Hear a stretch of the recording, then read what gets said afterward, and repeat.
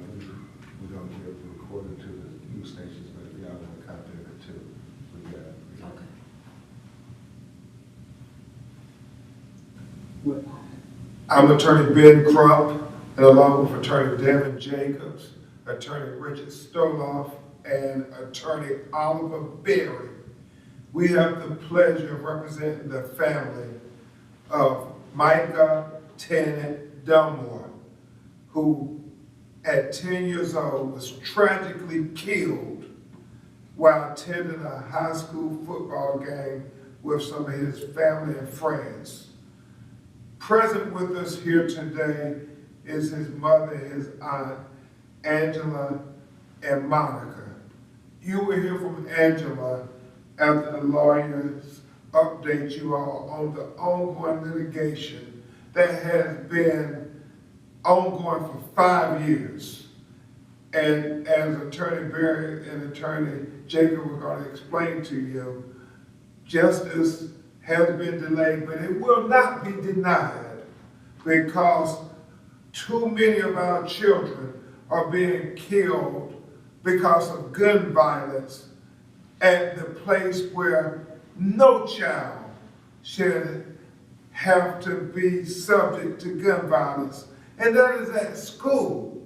How many more of these school shootings have to occur before we confront the issue that our children deserve to be able to go to school in a safe, gun-free environment? How many more? Michael's birthday was yesterday. He would have been 15 years old. It is heartbreaking on so many levels. You will hear from his mother about how this continues to be a nightmare that lasts every day of her life. And while we pledge as her legal representatives to fight to the end, we won't be deterred by the delay. We become more invigorated because we understand that justice for Micah is justice for all the children in Pleasantville, New Jersey. It's justice for children all over America who have been subject to gun violence in their communities. We can do better, America. We can do better. And so at this time, you're going to hear from an extraordinary attorney and Oliver Berry, and then you hear from a great civil rights lawyer, Devin Jacob, and Richard Stoloff may have a word or two before you hear from his mother. Attorney Berry. Thank you, counsel. Hello. We're here on behalf of the Tennant family, and after years of litigation, we are in a position to announce the filing of what is called an offer of judgment. It's a way to formalize a demand in the state courts of New Jersey. And we're filing an offer of judgment on behalf of the family for $30 million. And this is based on years of discovery that has given us now a picture of what was known, what happened, not just on the day of the shooting, but in the time leading up to it. And based on the experts that we've retained to evaluate the matter, and our contention that this field, this school, where the shooting occurred, the property was not in a safe condition. And in fact, given what was known, our contention that it was unreasonable under any circumstance.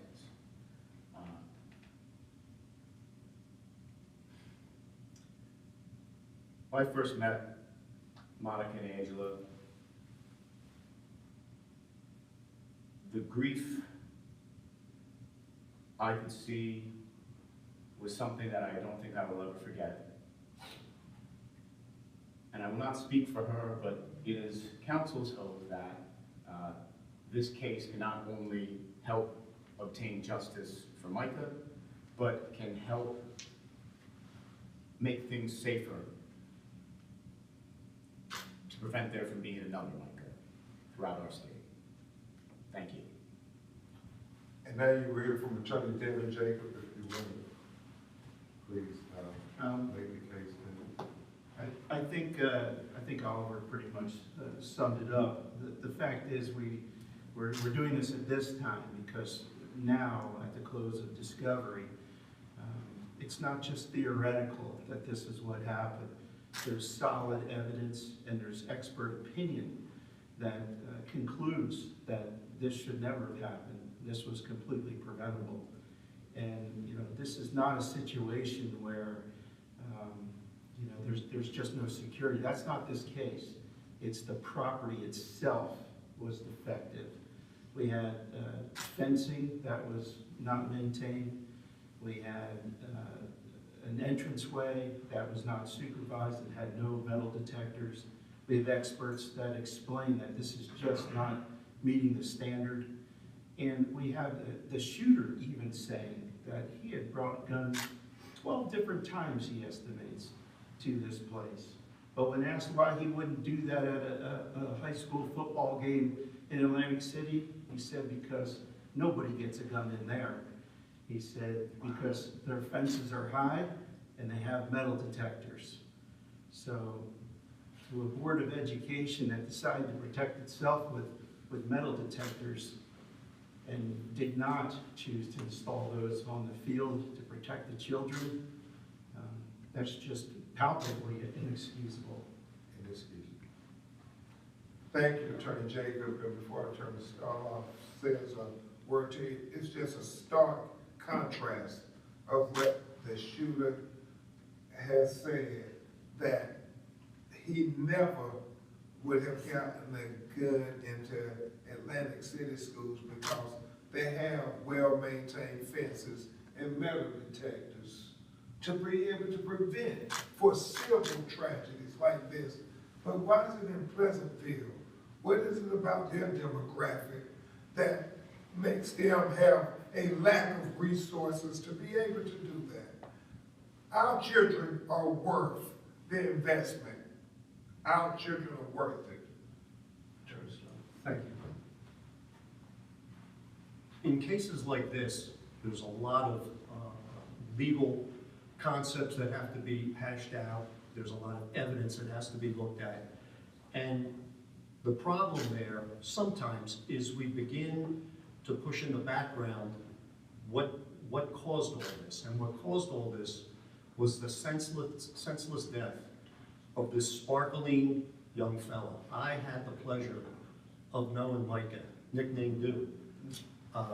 And I remember that young man running around my conference room one day, and when I looked at the sparkle in his eye, and when I looked at that gleaming, winning smile, all I could see was promise and hope and potential and a zest for life, even at that young age. And we know and we believe that the evidence in this case is going to show that that was senselessly taken that day. And while his memory will live on forever, that young man was robbed the opportunity of seeing all that promise and potential and hope come to fruition. And we're determined to get him and his family justice. Thank you. Amen. And it was kind of, you will hear from his devastated mother, Angela, who's going to speak from her heart. She's not a lawyer. She's a broken-hearted mother who's speaking from her heart. Micah Tennant, my son, $1 million smile, $1 billion personality. Honestly, words would never do justice on how special my son was. You would literally just have to know him. Like,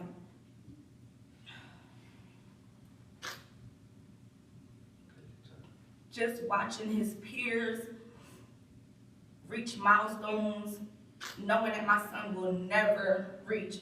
He didn't get to graduate 8th grade. He will not be able to graduate high school. He won't be able to go to Crump. He'll never be able to give me a grandchild. All because of a senseless act. And in conclusion, Attorney Berry, Attorney Jacob, Attorney Starloff,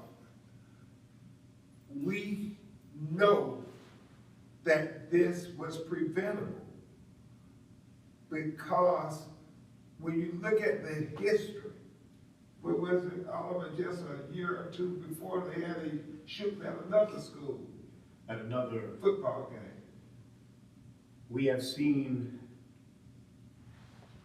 a proliferation of school shootings throughout our country. And tragically, there was in fact even another shooting in 2015 in Pleasantville at another football event at a different field.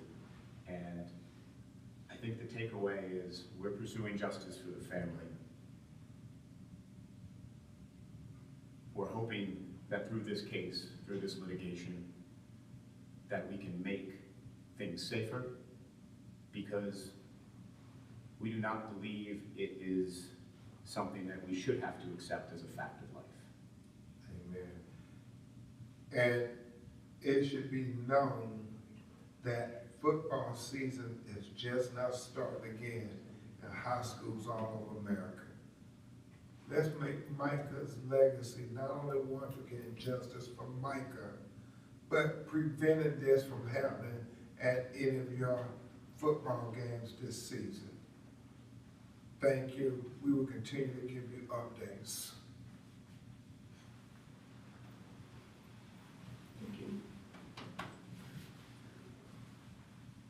Justice.